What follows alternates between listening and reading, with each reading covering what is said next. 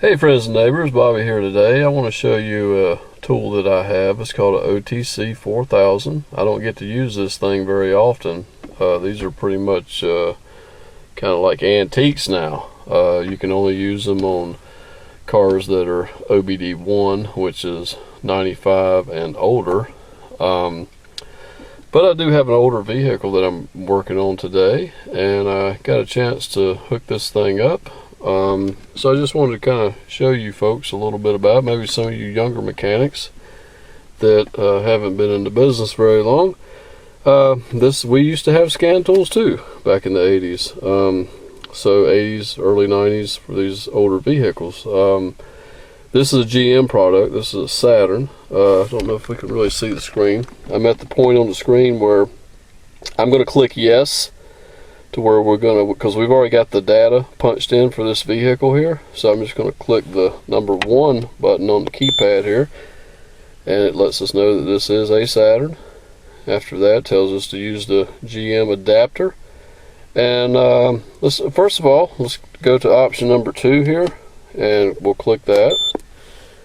And that'll show us if we have, it's going to take us into codes. Okay, so we got a choice of either review codes or clear codes. Let's go number 1, and it says that we have no codes at this time. Now earlier when I hooked this thing up, I did find a couple codes on this car here. One was the ambient air temperature sensor, had a code for it, and I got to looking under the hood, and it was just unplugged. So I plugged it in, it took care of that. We also had a EGR code that talked to my customer, and he didn't really want to proceed any further with that, so we're just going to worry about that at a different date. Let's back out of this by hitting the mode button at the bottom. Will take us out of that. Let's click it one more time, and then let's go into data. Okay, that's option number 1, and let's go to option number 3, which is custom. Okay, now from this screen here, you can actually see you can do what your newer scan tools can do. You know, we can take a look at data.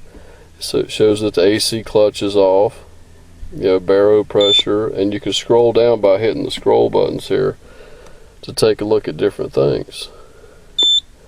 Battery voltage, coolant temp, EGR, tells you if it's on or off. So folks, back in the old days, we had these old scan tools that we used to help us diagnose some problems.